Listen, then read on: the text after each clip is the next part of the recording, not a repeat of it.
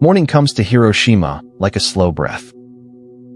The rivers move quietly through the city, long ribbons of water that divide neighborhoods into small islands. Wooden houses stand close to the banks. Paper windows glow as the sun lifts. A tram bell rings far away. Step by step, people begin their day. No one feels any danger. This is a normal morning. Families wake. Shopkeepers open shutters the same way they have for years. Children tighten straps on school bags and walk along paths worn by many feet. Fishermen check nets. Office workers wait for trams. The city moves in small, ordinary ways that make life feel safe and steady. Hiroshima is shaped by water. 7 rivers cross it and meet in a broad plain.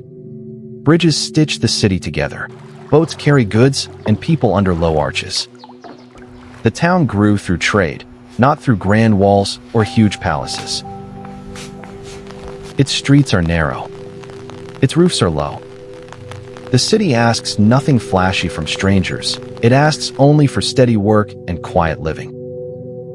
Homes here are often made of wood and paper. Rooms can be opened to the river breeze in summer and closed against cold in winter. The work of daily life, cooking, sweeping, mending clothes, fills time with simple, repeated acts. For many people, this steady rhythm is the same story every morning. Small tasks, familiar faces, soft routines that tie one day to the next. Even when the wider world is at war, life in Hiroshima keeps its shape. News from other cities speaks of bombing, of smoke and fire, of houses burned to the ground. Supplies are scarce. Young men are sent away from their families. Still, the city keeps schools open, factories running, and markets full of ordinary trade. It becomes a place that looks like the Japan of the old days. Quiet, steady, familiar. This ordinary life is what makes Hiroshima important and what makes it vulnerable. Because the city looks whole, people believe it might stay safe. The city becomes a hub where supplies and men gather, a place where the work of many can be done in one calm center. But calm can be a thin thing when the world is changing quickly. On the morning of August 6th, the sky is clear and blue. Heat touches the air early. People notice and say the day will be hot. A plane moves high above, and a few look up. It seems like any other sound from the sky. No alarms call people to shelters. No orders come from the city.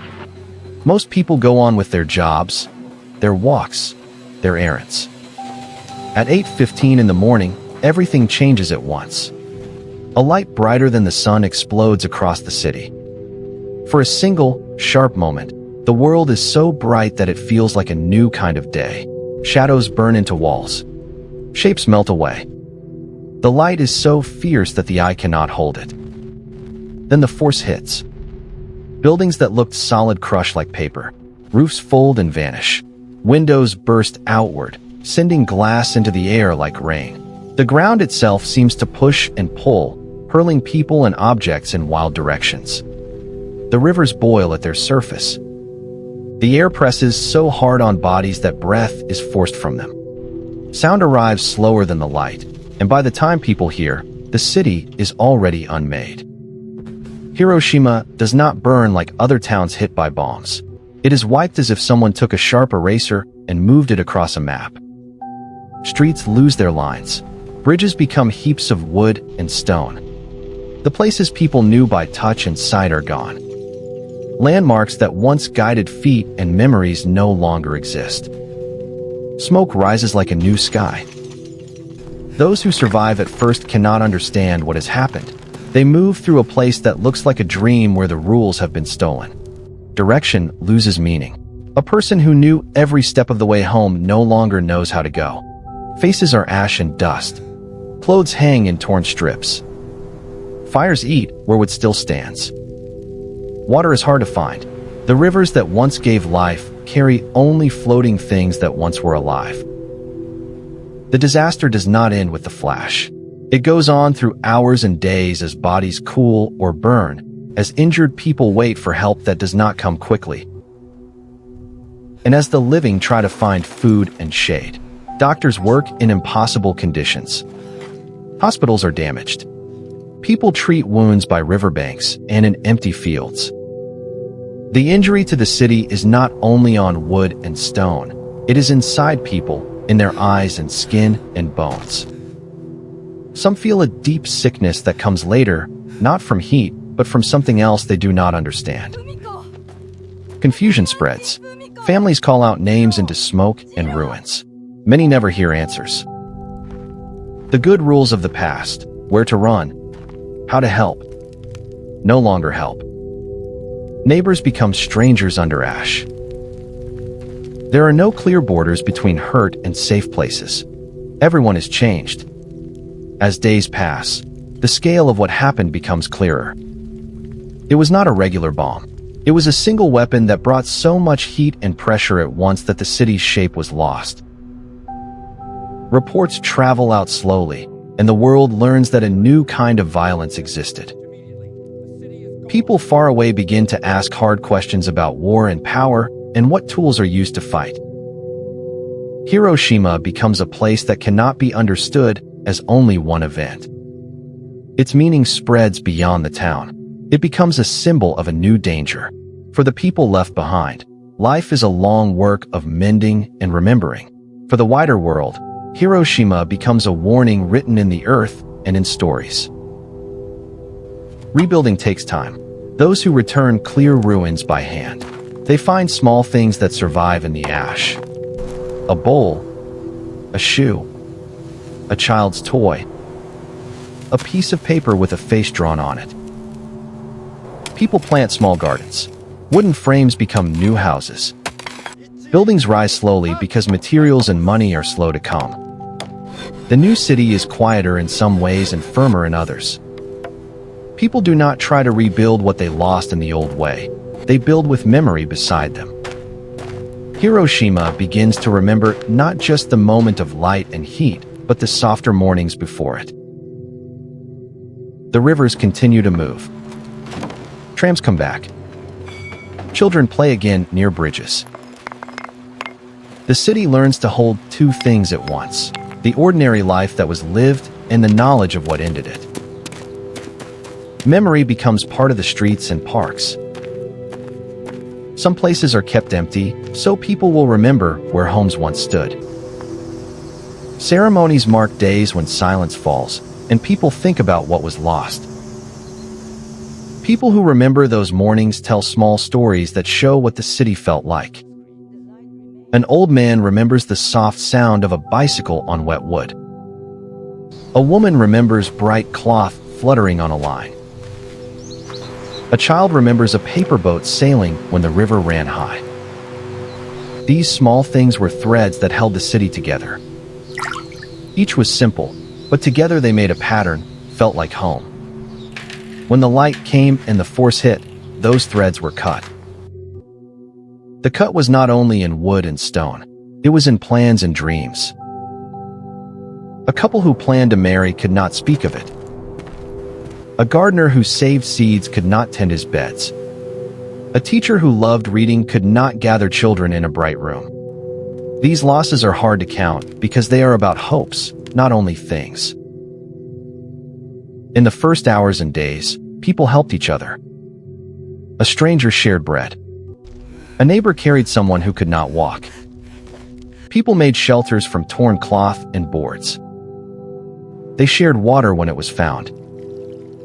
These small acts did not end the pain, but they made it possible to go on. At the same time, fear grew. People did not know why their bodies burned or why hair fell out in time. Some felt an illness that was hard to name. Others heard talk of strange weapons and wondered how one moment could change so many lives. Fear walked with people through streets not yet rebuilt. Healing came slowly. People gathered bits left in ash. A bowl, a coin, a half-burned photo became proof that someone had lived. Children learned to play again, but their games were touched by what they had seen. A child might pretend a broken wall was a mountain from a story. These games helped children carry memory while they learned new ways to be children. Parents taught old songs again. Craftspeople carved toys from broken wood. Friends met under a tree and spoke quietly of those they had lost. They taught children names of places that no longer were, so those names would not vanish. Memory lived by being said, sung, and taught to small hands that would hold a broom, a pot, or a pen. Outside the city, people tried to understand the danger. Leaders asked what tools should be used in war. Scientists explained how heat and pressure could destroy a whole place. Some called for rules to stop such weapons. These talks were slow because they were about power and life. In time, visitors came to Hiroshima to look and to listen. Some came to say sorry. Some came to learn. Some came to plant trees or to help build schools. The city set aside quiet places for memory. Parks grew where the worst damage was. Simple stones carried names. A reflection pool gave a place to sit and think. The new city that grew was not a copy of the old. It remembered mornings and the day that changed everything. People built stronger houses and took care to protect daily life. They kept empty spaces as memory. They made museums and places to teach so children would know what happened and why ordinary days are important. The lesson reaches far. It tells us that ordinary mornings are precious. Small acts, showing up for work, cooking a meal, teaching a child, greeting a neighbor, are the true work of a city.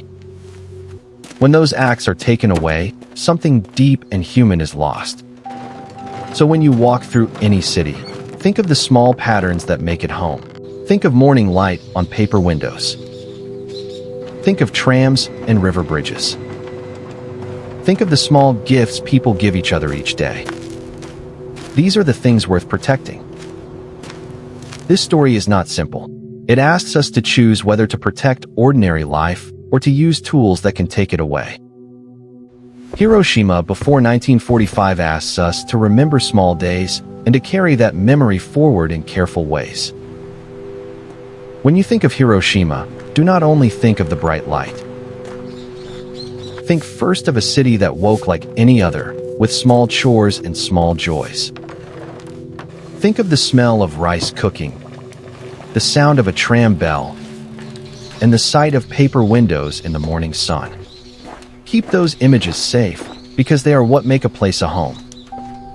Years later, children play where gardens were planted, and elders tell stories that keep the past alive. The city sets aside quiet places to teach young people about choices and kindness. Each year, people gather to remember and promise that such loss should not happen again. They plant trees, build simple museums, and teach children the names of those who lived ordinary lives before the day of light. These acts cannot bring back what was taken, but they help memory grow and stay with new people. The story of Hiroshima shows us that ordinary days are precious and that the small things we do for one another matter most. When we care for neighbors, mend small hurts, and speak kindly, we protect a city in ways weapons cannot. The city that rose again kept the sounds of trams and the smell of cooking rice as proof life can continue.